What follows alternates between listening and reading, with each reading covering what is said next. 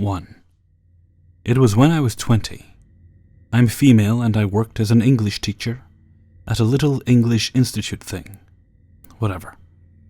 I've always had trouble at home. My mother is a very abusive person, and when she's not slapping me across the face, she's verbally abusing me. Anyway, she kicked me out of the house.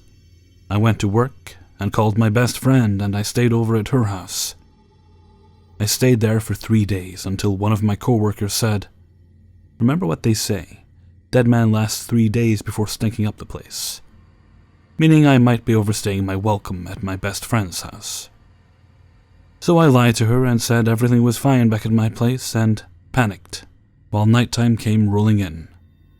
It was dark outside and I had finished my last class when I readied my things and sat outside with my face in my hands, thinking what else I could do. That's when one of my good friends at work said he'd offer his couch on his tiny apartment. He'd always introduce himself to my students as my brother, and always was very, very nice. He had a long-term girlfriend and was very responsible, finished college valedictorian, and overall was a great guy. So naturally I felt safe. I went to his house and I had my PJs in my bag, so I put on my pants and a shirt and kept my bra on. He led me into his bedroom and I thought, he's gonna give up his bed for you? How nice. But we started talking and he asked what was wrong. I told him everything that happened back at home and cried a little, and he was really supportive. Maybe a little bit too much. He sat behind me and started to push me onto the bed, face down, and said, "You need to relax. That'll make you feel better. Let me massage you." And I politely declined, saying I hated massages, back problems, and he insisted. I didn't want to be rude, so I let him, and he sat on my right bum and started to massage my back. I winced and complained all the way, but he would chuckle and keep going. I said, I guess this is alright. When he lifted up my shirt and started massaging my bare back, I immediately felt uncomfortable. I said I'd had enough, but he persisted, and sitting on top of me, I didn't want to push him off and be rude. So I stayed there and kept my mouth shut, until I felt him unclasp my bra and really start massaging my sides, like he wanted to get under me and maybe fondle me. I don't know, but that was the red flag of flags. And I pushed up my way to a sitting position and said, "Thank you, but I've had enough," clasped my bra back on, and pulled my shirt down. He insisted the bed was big enough for both of us, but I still said no thank you, and left the room. Found the couch and laid on it. I didn't feel at all sleepy, so I took out a book from my bag, A Series of Unfortunate Events, go figure, and started to read with a book light. I caught him peeking from the hall again and again, and he would ask me often, "Are you sure you don't want to sleep there? It's awfully dusty and dirty." It was, but I give a crap. I still politely declined and stayed there. He then came out of his room and pushed up another sofa next to mine and made a bed out of both couches and laid next to me. He put his head on my shoulder and asked questions like, what was I reading? Was I sleepy? What was I thinking? And he started to rub his foot against my leg. I kept my answers short and ignored him, trying to hint, "I am not interested." After an hour he gave up and left. I kept reading all night long, hoping for day to come quickly. And I caught him several times peeking from his bedroom, and heard him pacing all night long. Even heard him slam something in his room, possibly angry. It was daytime and I didn't sleep a wink, and got up and dressed for work in the bathroom. I came out to find him making breakfast for both of us, eyes dark and pissed. He asked me how I slept, and I lied and said fine, which made him look right at me, eyes full of hatred, and tossed me my plate. I was still nervous to go to work with him, but I still let him take me. I had no idea where I was, and didn't pay attention to him when driving, under the false idea that I was safe, and went to work, but instead of staying there ran home. I got there, and my parents had thrown most of my belongings out on the street. And thankfully they were still there when I got there. So I picked them all up and went back into the safety of my room. I didn't speak about this for days, and my parents noticed there was something wrong with me, but they didn't ask. They just let me stay home. I've never been more scared in my life, and I actually felt I was going to be raped that night, if I had fallen asleep or something. 2. When I turned 16, I was required to get a job. Most of my high school life was playing World of Warcraft, and my mom had enough of me lazing around the house. She worked as a manager at Sears Roebuck, where I was guaranteed a job no matter what, but of course I didn't really want to work there. Clothing retail? Gross. However, in the end, nowhere else in the mall was hiring, and I didn't have my own car. Sears it was. Now, since this Sears was in a mall, the employees saw their fair share of creepy events and odd people. On my first Black Friday there, someone was stabbed in the parking lot. The elevators would open and close for no reason, and the people that worked upstairs swore they could hear a child laughing in the fitting room when the store was closed. Anyways, to the actual story. Like I said, my mom was a manager at the time. I didn't work in her department, but when she opened, I was forced to come with her to replace sales signs on the floor while she prepared for the store opening. This was usually around 7 a.m. The only other people in the store at this time were janitors. Now, our janitors weren't fluent in English. They were a family from Cuba the store hired to clean up every morning. In the family was a sweet older lady that I'll call Lola. Lola could only really speak a couple of sentences in English, but while I was there early in the morning, she'd teach me some Spanish. Mostly small words and phrases. It was a fun time killer. She'd also give out small candies from her apron while cleaning.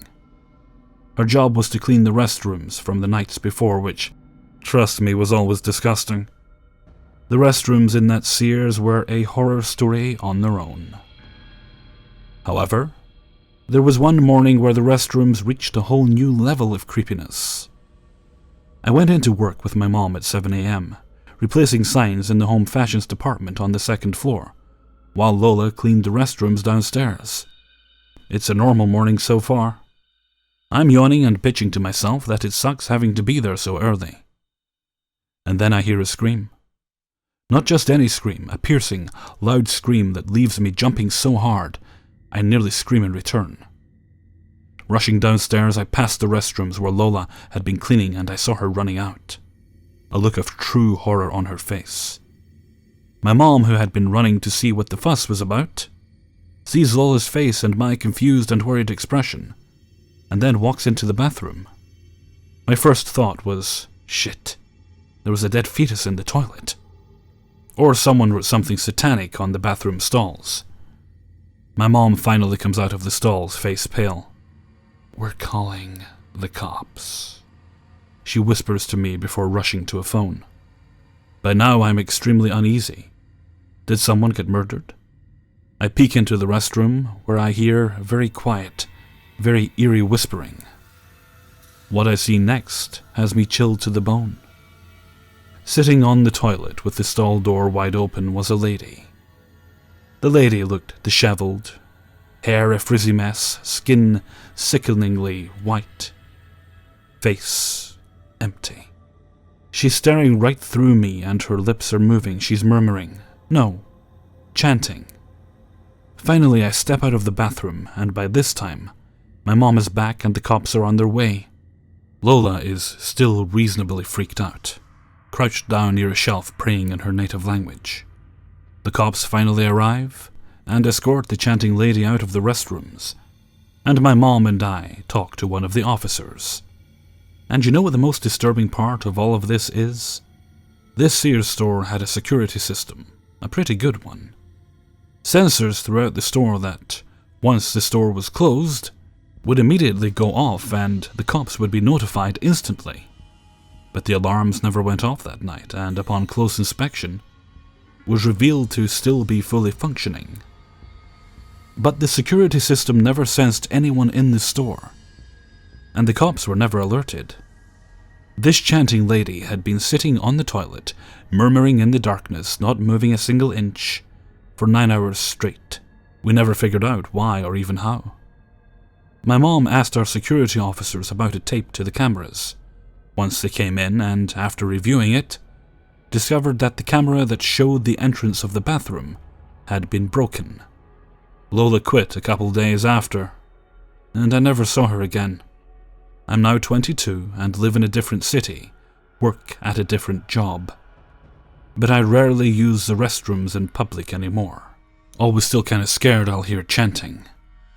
So, creepy chanting lady in the restroom of Sears, let's never meet again, and Lola, I hope you're doing well. 3. I was teaching English in a Southeast Asian country a few years ago. I'm an Australian girl and was in my early 20s at the time. It was a pretty lonely time.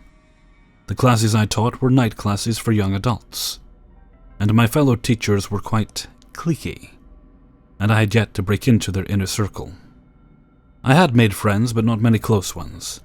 It's worth noting that I had a mobile phone but no SIM card. My only means of communication were to latch onto Wi-Fi at bars, cafes, work, my apartment. Anyway, the following happened on my day off when I was alone. I had caught the bus into downtown. I lived in a shared apartment about 40 minutes from the city centre, to suss out the local museums and maybe see a movie. After 2 museums, multiple stops at air-conditioned bars for countless units of cigarettes and beer, I decided the afternoon was getting on. I was stinking hot and tired, so maybe I should head home. The sun was still out, but setting. It was about 4 p.m., but still quite light. I wasn't too familiar with the layout of the city and the bus route at this stage, but using my elementary navigational skills, I worked out a vague direction that I needed to walk to get to my bus stop. I was enjoying my slightly buzzed walk, following small black lanes closer and closer to this bus stop I had been on the hunt for. I was keen to get home, so I wasn't really paying attention to anything except following the setting sun, so I would be heading west. I remember walking past a small shop front with a man sitting out the front. The man was thin, 30s, and somehow crooked looking. It looked like his shoulders and hips were completely out of alignment or something. He wore this ratchety old hat, not a traditional hat like a baseball cap, and an equally ratchety face. Anyway, there was a child, maybe 6 or 7, sitting next to him. At the time, I thought it was sweet. Father and son boutique shop type of thing. I gave them both a small, awkward smile, and I walked past. I barely lifted my head. The little boy looked at me strangely. Suddenly, the man's eyes lit up like crazy. I remember seeing him in my peripheral vision. Spring up from the gutter, he was crouching there, with great enthusiasm. He didn't say a word or make a sound, he just stood up very quickly as I finished walking by. I think he took my small, awkward smile directed at the little boy as some kind of eerie invitation. I started feeling scared, and I'm admittedly not very street savvy, so I guarantee my anxious mannerisms were obvious. I quickened my pace, pulled my bag closer to my stomach, and put my head down. I pretended to slow down to fix my sandal, but really I was trying to throw a quick look behind me to see what was going on. The man had quickened his pace in the last 10 or so meters of following me. He was closing in. He wasn't speaking. He wasn't trying to get my attention. He was just following me in a completely empty back street, still smiling enthusiastically. At this point, I was walking on the right-hand side of the street, my head swimming with paranoid thoughts. I tried to calm down and test out what was going on. I simply crossed the road to see if he would follow. I didn't check for motorbikes. This is Southeast Asia, remember, cars are few and far between. It dawned on me that a motorbike going by would actually be quite a good thing, even if it did hit me. What did hit me suddenly was the thought that we were very, very alone in this street. Sure enough, as I crossed, he quickly followed my path onto the other side of the street. My heart sank into my stomach. I had no idea how much longer this alley went on for. No windows looked out over it. Nobody was walking by. I didn't even really know what part of the city we were in. I couldn't speak the language very well. I hadn't told anybody where I was going. I remembered sending my boyfriend that morning, saying I was uncontactable for the day. We had fought the night before. Long distance sucks. In this country, Western women were usually subject to an element of creepiness. I knew that. But this felt different. Everything suddenly felt really wrong. Inherently wrong. I panicked more and pulled out my phone to pretend to make a phone call. I thought this might stop him. I was moving at a very fast walk, nearly jog at this point. He was picking up his pace gradually, and the gap between us was now less than a few meters. To grab my phone, I had to rummage around through all the mess in my handbag, which had slowed me down. I felt his presence closer behind me. I thought, fuck the phone, fuck the fucking phone, and broke into a sprint. He started sprinting too. I remember making a noise, not quite a scream, more of a whelp. I shouted, "Stop now," in English, and then, "No," and "Go, leave," in the native tongue of the country I was in. I didn't turn around. My bag was smacking my thigh. My feet were pounding the concrete. My heart was racing. He was still behind me. I decided to make a bold move, which I'm glad I did. I saw another alleyway opening up to my left. It looked larger. I could see windows facing onto it. Here we go, I thought. I just need other people to be around. This will be fine. I turned down into the alleyway, still shouting no in this language.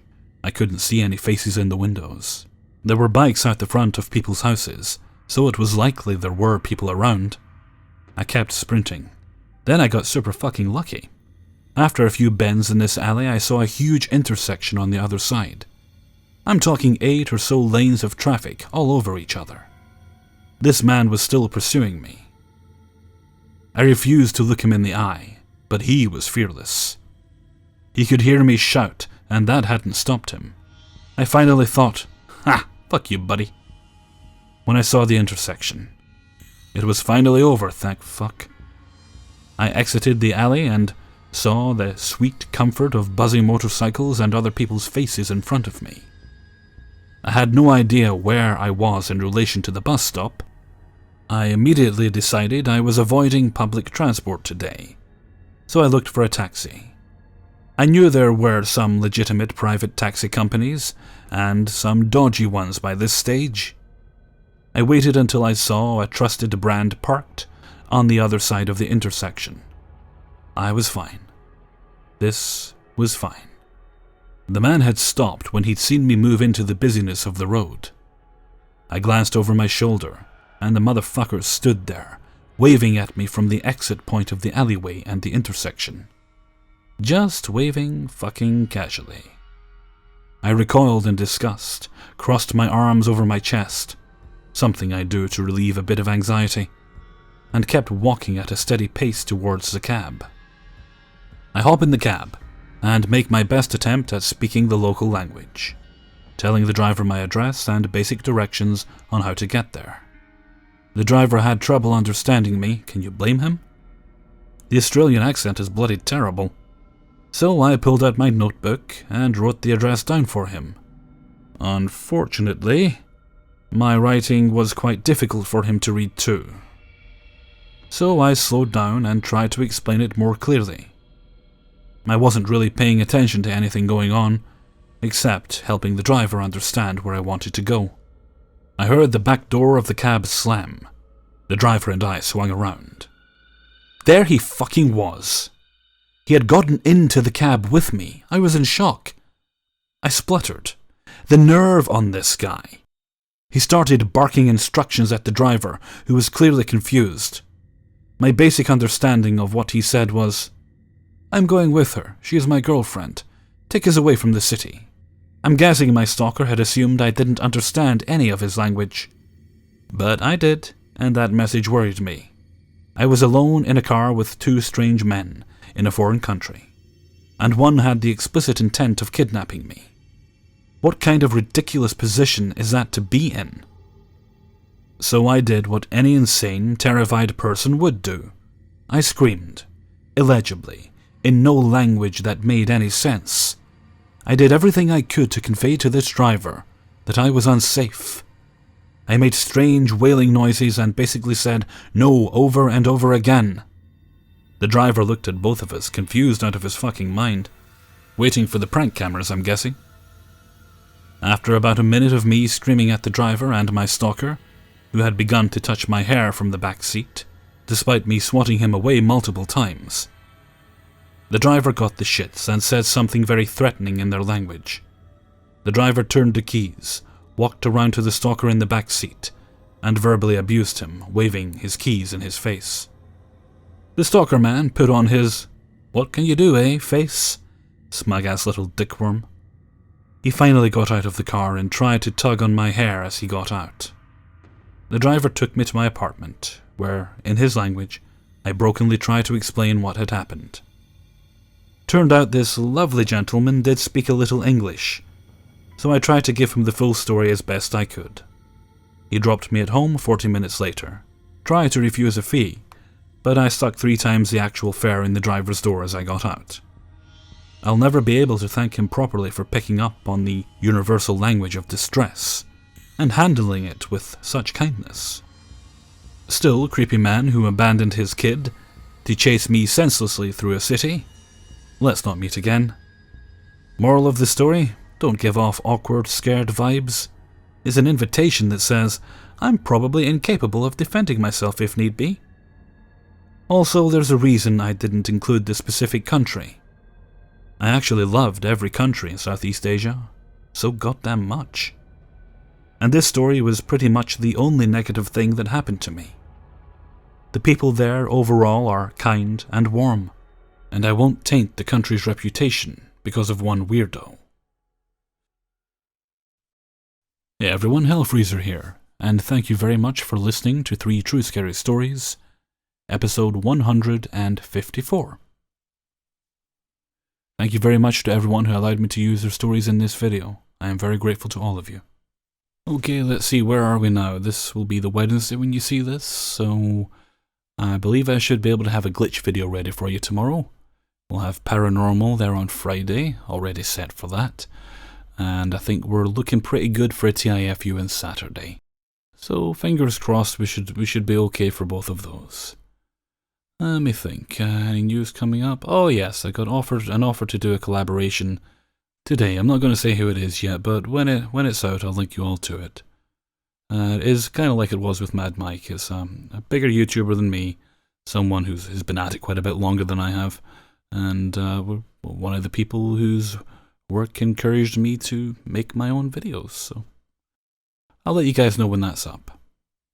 And with that, I'm going to head off. I'm going to sleep, or rather I'm going to hope I can get to sleep. Remains to be seen whether or not that will happen today.